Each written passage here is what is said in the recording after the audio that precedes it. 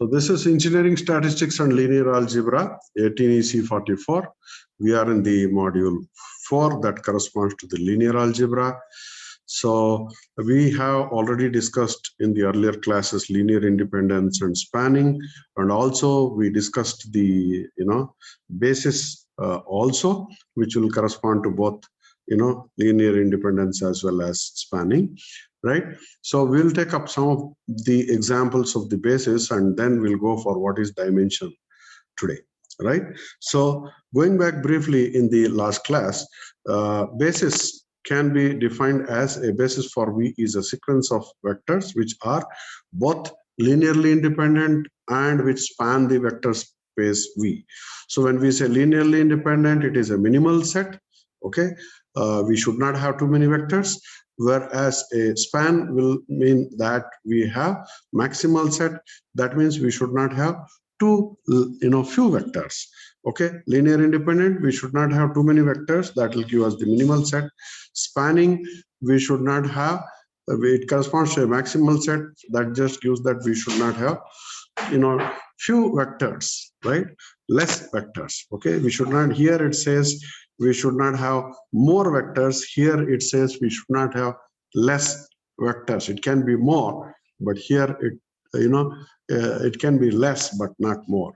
Okay, so both the properties, if it satisfies, then that corresponds to a basis. Then we have tried to prove that every vector in a space is a combination of the basis vectors, and this basis vector will, the combination will be unique. The basis vector itself is not unique, but the combination is unique. So we have considered that the basis vector is not unique. You can have infinitely many different bases, right? But the basis should be both independent and they should also span. So that's why we might have mentioned over here that the independent over here.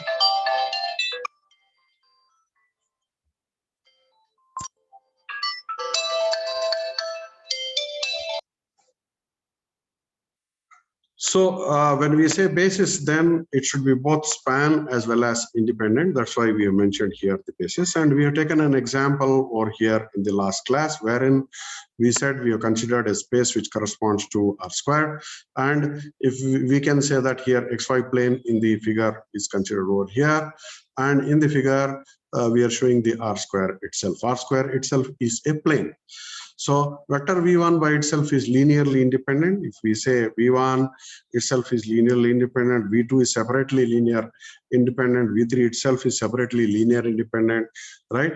So because that corresponds to a minimal, vector. The three vectors V1, V2, V3 together certainly span R square, but all the three together cannot be, linearly independent because it's a minimal set. Independence is a minimal set, and if you have more, unnecessarily more, it cannot be independent. Okay, so but it it should not be less for spanning, but it can be more. So any two of these vectors, say V1, V2, have both properties, that is they span and they are independent. So you can take V2, V3 is both span as well as linearly independent. So form a basis. V1, V2 again will form a basis. V1, V3 will again form a basis because they're both linearly independent as well as they span. Okay. So on the whole, we can say that the basis is not unique because you can say that V1, V2 is also a basis, V1, V3 is also a basis, V2, V3 is also a basis of this. So it's not unique. Basis is not unique by itself. So now today we will go for that. That was the, whatever we have done in the last class. And now we will go for the next example. Okay, so we have here, 4 columns that span the column space U, but they are not independent. So we have, a maximal set. A maximal set will correspond to, if you see over here, they span. Okay, a maximal set will span, but a minimal set will be linearly independent. Now this is a maximal set because we have 4, columns, but 3 rows. So that will give us a maximal set. Number of columns are more than the number of rows. That will give us the maximal set, and at that time spanning will be there. But they'll not be linearly independent. Now, if you try to, do the Gauss elimination method or LRU method, basically what we'll get is that we'll get, two pivot columns and two free columns, two pivot, so to say, vectors or columns and two free vectors or columns, and indirectly, the variables also, two pivot variables and two free vectors, right? So the column containing the pivots are a basis for the column space. So when we say the column containing the pivot, that will be corresponding to the independent. The free ones should be deleted in the independent set. Only the ones which are corresponding to the pivot will give us the basis. Okay, so in this case, it will be the first and the third. Okay, this and this, because here if I take this 100, I cannot take 300 because 300 is a multiple of 100. Okay, similarly, if you see over here 330 and 210, somehow we can get this fourth by using, might be, the combination of the other two, this and this. Okay, linear combination of the other two we can take to get the third one. Okay, that is what it shows, the free column and the pivot column. So we can, at an instant of time, the first and third can together form a basis. That is definitely possible that, the second and third can also be, written in a different way, form the basis. But for the present here, we'll say the pivots form the basis. The columns that contain pivots are the basis for the column space. Okay, so in this case, the first and the third, which corresponds to the basic variables, these columns are independent and they span the space also. Okay, they span the space. Two are sufficient to span the space, right? In fact, the column space of U is just the XY plane within the R cube. Okay, the column space, whatever we have, is just because we have only two columns in the column space, then that will just correspond to the XY plane within the R cube. That the R cube is coming because of the reason that we have three rows. Okay, CU is not the same as the CA. CU is not the same as the CA before elimination, but the number of independent columns remain same. Okay, the number of independent columns remain same. To summarize, the columns of any matrix span the column space. So we can say that the columns of any matrix span the column space. Okay, because we need to take the column space will contain only two of the columns, and the whole of the columns will be, spanned, or you can say linear combination. The other columns can be got by the linear combination of the columns in the column space. Then hence we say that columns of any matrix span its column space. If they are independent, they are a basis for the column space, whether the matrix is square or rectangular. For the columns to be the basis for the whole of the space Rn, the matrix must be square and invertible. Okay, invertible just means that we can find the inverse, or rather A inverse is equal to I. That will give us the invertible. Okay, so for the columns to be a basis for the whole space, this is R to the power n. Please remember that this is, a space of the order m. Similar to this is a space of the order 3, right? R cube means space of the order 3. Cubical space. R squared means it will be a plane. R1 will be a line. Similarly, Rn will be a n-dimensional space. Okay, R to the power n. This should be R to the power n. Please remember that. The matrix must be a square and it should be invertible. It should be invertible for if you want to consider the whole of the space. So now we can, that corresponds to the basis of a vector. The idea is concerned with the basis of a vector. Now let us go for the next topic, which corresponds to the dimension of the vector space. So the definition for dimension is the number of basis vectors. So we said a basis, right? Here we considered the basis. We said that for this, the basis will be the what you call first and the third column together will form the basis, right? Now the number of what you call basis vectors, So in the earlier case, we had 2, right?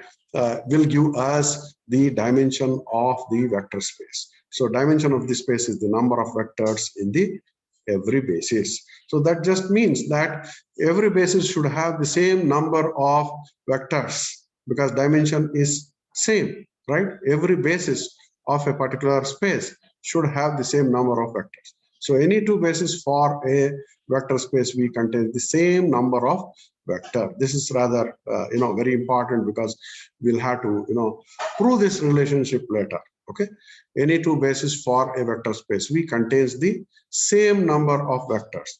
This number, which is shared by all the bases and expresses the number of degrees of freedom of the space, is the dimension of V. Okay, this is the dimension of V. So whatever we have written over here, definition is elaborated over here.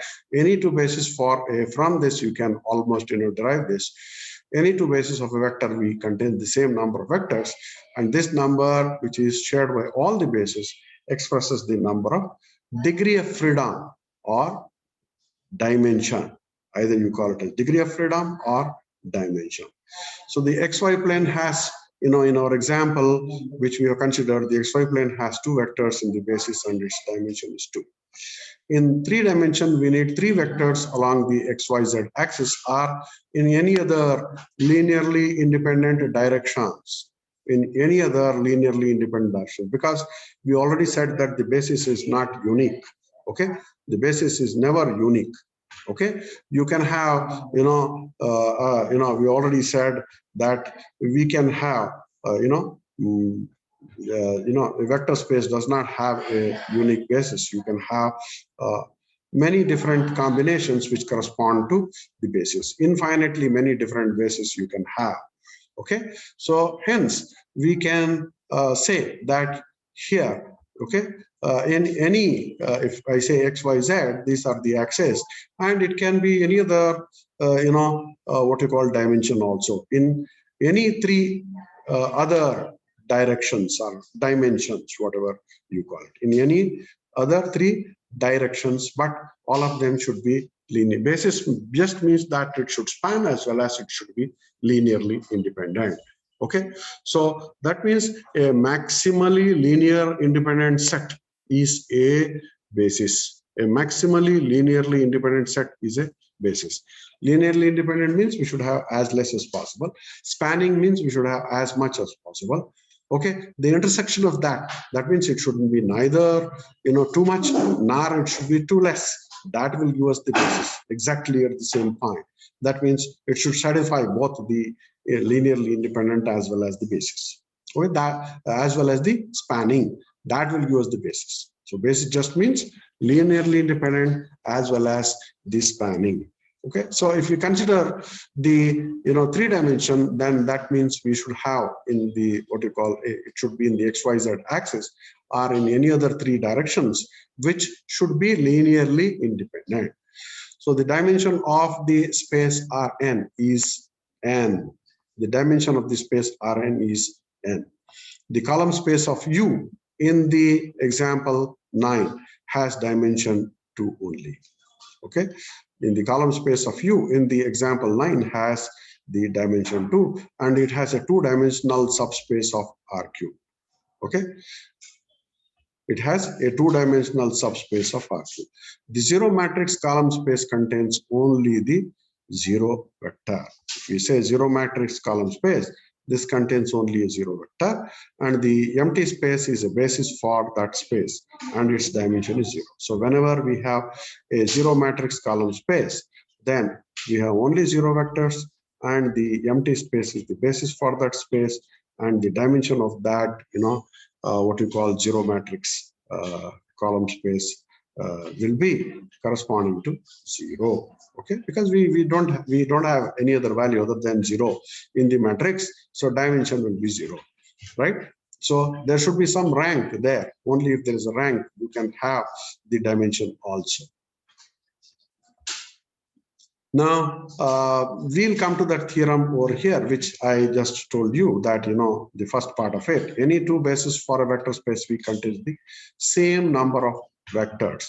Now this is the theorem which we have written over here. if V1 to Vm and W1 to Wn are both basis for the same vector space. If we say that this and this are both are basis for the same vector space, then we should say that m is equal to n, because the length of that vector should always be same. The length of that vector should always be same. So the number of vectors is the same. The number of vectors is the same. Are all possible bases contain the same number of vectors. All possible bases contain the same number of vectors. You can't have basis of different dimension. You can't say that this is also basis and that is also basis, but their number of vectors are different in each one of those. Okay, that's not possible at all. For that, the proof is there given over here. Suppose we take more W's than V's. Okay, so you see here W is W1 to Wn. So the number of W's here are n, and the number of V's we have are m. So if number of W's are more than number of V's, so n is greater than m. Okay, if suppose we consider here this, and then later we prove that that cannot be possible at all. Okay, so every Wj can be written as a combination of V's. So whenever we have such a thing, then you can write every Wj as can be written as a combination of V's. So W1 can be written as A11 V1 plus A12 V2 plus A13 V3 and so on. You can keep on writing like that, and you can say that AM1 Vm, A11 V1, A21 V2, A31 V3, and AM1 Vm. Similarly, W2 can be written as A12 V2, A22 A12 V1, A22 V2, so to say 32 V3 and so on till AM2 Vm. Similarly, you can write dot we have written, that is etc. till Wn, where Wn can be written as A1 yan V1 plus A2 yan V2 plus dot A yam yan Vm, and this can be written in the form of a what you call multiplication of a matrix like this. So W is all the vectors W1, W2, W1, W2, W3 till Wn, right?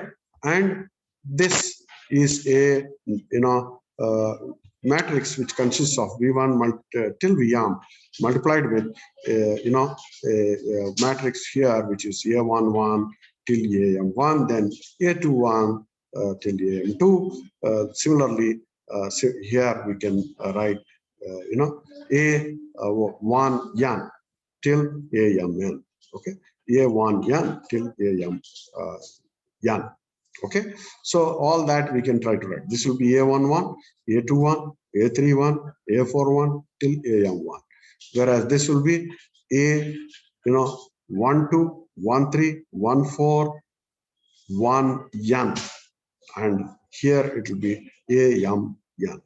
Okay, so with this we are trying to write in this format. So here W is a 1 by n matrix, V is a 1 by m matrix, and A is a m rows you have and n columns you have. Therefore, we call it as m by n matrix. Okay, so W is a 1 by n matrix, V is 1 by m matrix, A is a m by n matrix. So W can be represented as V into A.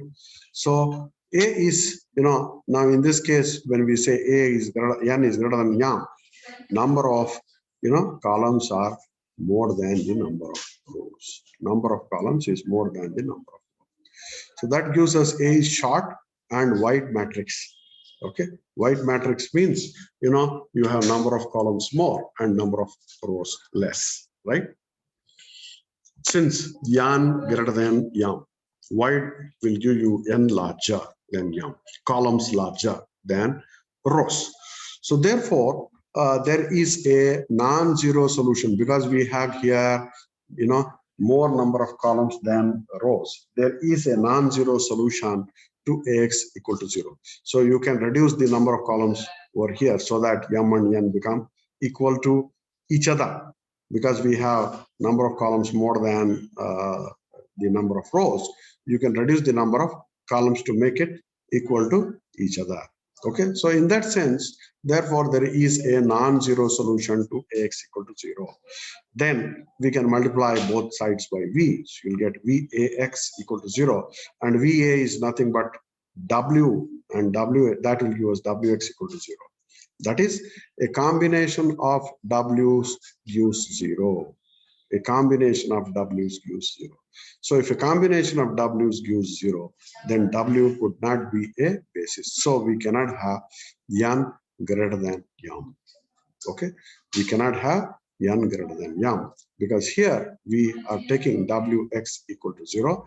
A combination of W's, gives 0, which is not possible at all. W's could not be a basis at all if the combination gives a 0. Okay, the combination gives a 0. W cannot be the basis, because you can't have, it should be linearly independent as well as the basis. But here we have more numbers of N than M. So it's not possible. So we cannot have N greater than M. And similarly, we can consider for M greater than N also number of rows, number of rows greater than number of columns you can have. At that time, we will have a non-consistent problem. At that time, we'll have a non-consistent problem. In this case, we might have a situation wherein, it will be spanning, but not the what you call basis, but not the what you call linearly independent. But in the M greater than N, it will be other way around. That means they might be linearly independent, but they cannot form a the spanning, and hence not the basis. Once not the basis, again we'll come back to the same situation wherein we can say that M equal to N. Okay. So that is where we stand as of now. Then we have some dual theorems. The dual theorems indicate that any linearly independent set in V can be extended to a basis, because linearly independent, we already seen, is the minimal set. It can be extended to basis by adding more vectors. Okay, to the minimal set, you need to add something to make it the so that it becomes the spanning also. Okay, to the maximal set, we need to remove. Okay, to the maximal set, we need to remove some of the vectors. Okay, so that it becomes the what you call linearly independent. Okay, if we have something linearly independent, it need not span. To make it span, you have to increase the number of linearly independent vectors. You need to add vectors. Whereas, say, if you have a set which is spanning, then we have too many vectors. So if you have too many vectors, then you should reduce it so that they become linearly independent. Once they become linearly independent and as well they span, then naturally that will correspond to the basis. So that's what is indicated in the what you call dual over here. Any linearly independent set in V can be extended to a basis. That means it can become spanning also. In addition to linearly independent, it can become spanning also. Then only it will become basis. Both linearly independent as well as spanning will give us basis. So we already have a linearly independent set, but it is not spanning. In that case, to make it spanning as well as linearly independent, we need to add some more vectors if necessary, so that it becomes the basis. So because a basis is a maximally independent set, it cannot be made larger without losing independence. Okay, we cannot go on increasing the size, but if you keep on increasing the size too much, then there's possibility that it will not be a what you call independent at all. right? So a basis is a maximally independent set. Okay, so for us, for it to be a basis, it should be linearly independent as well as it should span. Similarly, we can go for considering the spanning case. Any set which is spanning set in V can be reduced to a basis, okay, by discarding vectors. So spanning is, a minimally, set. A basis is a minimally spanning set. Because the basis is a minimally spanning set, we in a spanning set we might have more vectors, and those more vectors might not be linearly independent. So we need to keep on reducing the number of vectors, okay, or discarding the vectors so that it becomes, linearly independent also, but maintain the spanning there. Okay, maintain the spanning there. So because of the reason that a basis is also a minimal spanning set, it cannot be made smaller and still span the space. Okay, it cannot be made smaller and still span the space. Okay, so these are the dual theorems that straight comes from the what you call definition which we have written over here. Okay, linearly independent is a minimal set. Okay, yeah, so to say, if we increase the number of vectors over here, it will become no more, it will be linearly independent. And the spanning will be a maximal set, because if we try to reduce, then it will be no more what you call spanning set. So both should satisfy for the basis. So if we have a linearly independent set, if it's not spanning, if it is not spanning, then you need to add some more vectors so that it will span also, and still maintain the property of linearly independent so that it becomes the basis. But if we have another set which is, a spanning set, then we have too many vectors there. And we need to reduce the vectors so that, it becomes linearly independent also. It becomes linearly independent by maintaining the spanning. Only then it will become the basis. Okay, that is what is indicated by these two what you call statements being written over here. This statement and this statement over here. Okay,